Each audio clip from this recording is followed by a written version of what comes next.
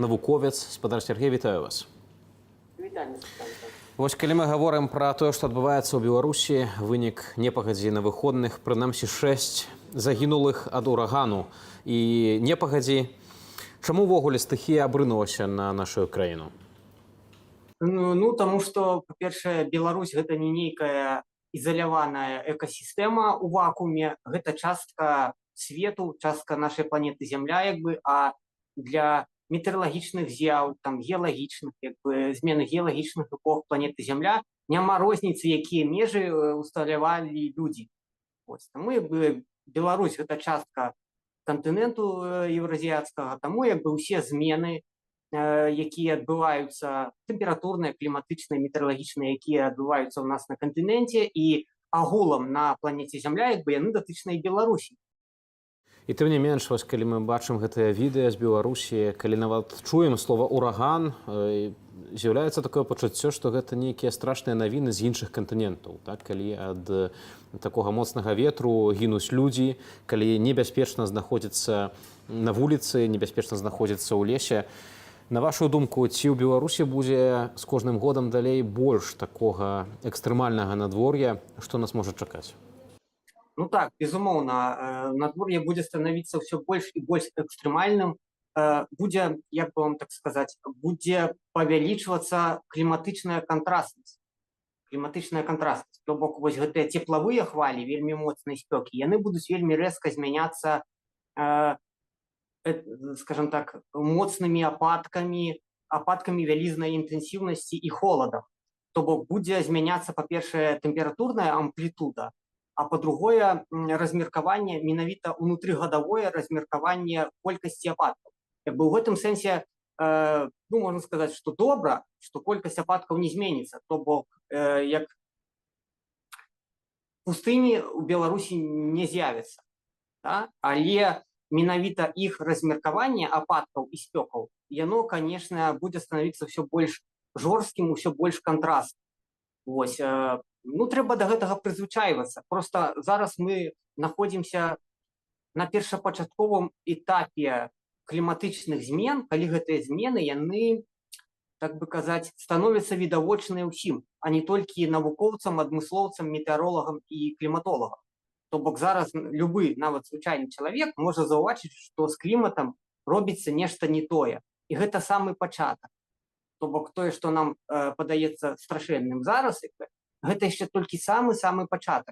Бліжэйшыя 2-3 дзесяцігоддзі дзесьці будзе ўсё мацней і мацней, часцей назірацца будуць такія з'явы, і мы будзем ісці да кульмінацыі кліматычных змен.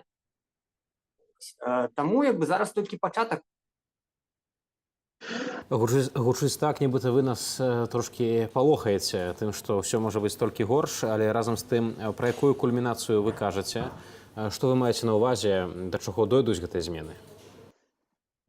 Асабліва, напэўна, на прыкладзе Беларусі не вельмі так відавочна, таму што найбольш ад кліматычных змен будуць пакутаваць, напэўна, дзяржавы, якія знаходзяцца ў акіяне.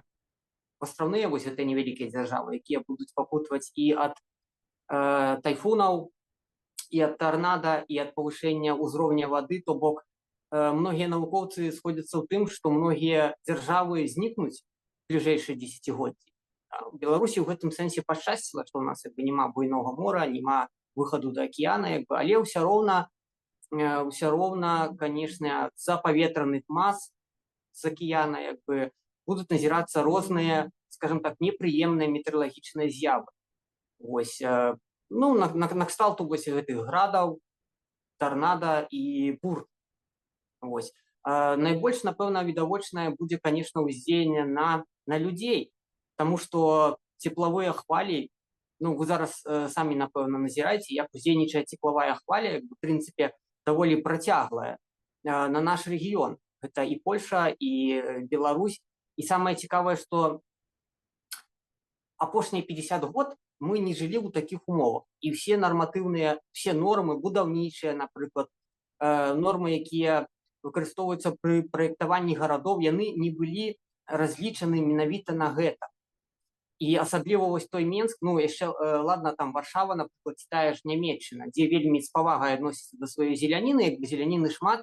Паглядзіце на Менск, людзі просто пакутаюць, калі цэлы праспект ці цэлая плошча, там як бы няма ні аднаго маленькага нават зялёнага астраўка, дзе чалавек мог бы схавацца ў тень. То бок гэта парушэнне з-за таго, што нарматывы будаўнічыя не былі разлічаны на глобальнае пацяпленне, зараз пакутаюць людзі. І гэта будзе ўсё мацней і мацней як бы заўважна. Вось, ну, дарэчы, тое ж самае датычыцца і ападкаў, вось гэтых ападкаў, бур, якія таксама ўздзейнічаюць на тыя будынкі нейкія, інфраструктуру, якая не падрыхтавана нарматыўна. Спадар Сергей, напрыканцы нашай размовы хацеў вас запытаць, мы бачым, што літаральна кожнае лета навукоўцы сцвярджаюць, што яно найгарачэйшае ў параўнанні з мінулымі гадамі. Вось сёлета таксама ўжо фіксуюцца тэмпературы, якіх раней у нас не бачылі на нашай радзіме. Ці можна зрабіць такую, ну, рэзкую выснову, што ўвогуле Беларусь мігруе ў нейкую іншую кліматычную зону? Ну, безумоўна, і гэта, дарэчы, пра гэта казалі нават яшчэ беларускія кліматолагі, скажем так, раней, калі гэтыя кліматолагі яшчэ не паз'язджалі ўсе ў іншыя краіны з-пад ціску. Яны вось таксама казалі, што патрэбна гатавацца да таго, што Беларусь перамяшчаецца, скажем так, у больш трапічны клімат. Больш трапічны клімат. У гэтым і становіцца падобнае ў гэтым сэнсе дзесьці на Турцыю. Ось, ближайшие 50 год, ну, я вот чуў такое меркаванне про то, что ближайшие 50 год, як бы мы, ну, станем, Беларусь стане як Турцыя. Ось, гэта будзе выражацца вось про тое, што я казаў, будзе выражацца у высокай кантрастнасці, то бок рэзкая спёка, потым вельмі інтэнсіўныя ападкі з бурамі, да, вось, ну, як трапічны клімат. З аднаго боку, гэта, конечно, непрыемна, але з іншага, ну, есть верагоднасць, што можна будзе збіраць па 2 ўражаі ў год, напрыклад, і будуць расці тая садавіна і гародніна, якая расце менавіта квітнее, буйнее, там неверагодна ў трапічным клімаце. Гэта будзе дасяжна і ў Беларусі. Ну і зараз вось мае словы пацверджаць, напрыклад, агратэхнікі дасведчаныя беларускія пра тое, што калі адразу у нас было 3 агракліматычных зоны, то бок это паўночная, умоўна цэнтральная і паўднёвая, то зараз ужо 2. Іх стала, як бы, і гэта вось паўночная кліматычная зона, якая, напрыклад, у часы майго дзяцінства даходзіла да Менску, і яна зараз амаль поўнасцю знікла. І, ну, клімат стаў намнога цяплейшы, то бок, з аднаго боку, гэта добра для вырошчвання раслін, але з іншага, як бы, павялічваецца верагоднасць апустыньвання. І вось поўдзень беларускі, гэта ўжо, як бы, звыш поўдзень, назовём яго так, становіцца звыш поўднем. Там вельмі відавочна апустыньванне і расце інтэнсіўнасць пылавых бур. Пра гэта я шмат разоў казаў, у тым сэнсе, што там жа забруджаныя тэрыторыі радыяцыйныя, да? І змены клімату павялічваюць менавіта колькасць пылавых бур, і гэта ўздзейнічае на міграцыю радыйных відаў. То бок, вельмі шмат вось такіх акалічнасцей, змена клімата ёсць, яна як бы пацверджана, і яна будзе толькі пашырацца. Як бы, і зараз нам самы час... Сергей, дзякуй вялікі вам за гэтую размову. З намі на сувязі быў навуковы журналіст, футуролог Сергей Бесараб. 56 лаўрэатаў Нобелеўскай прэміі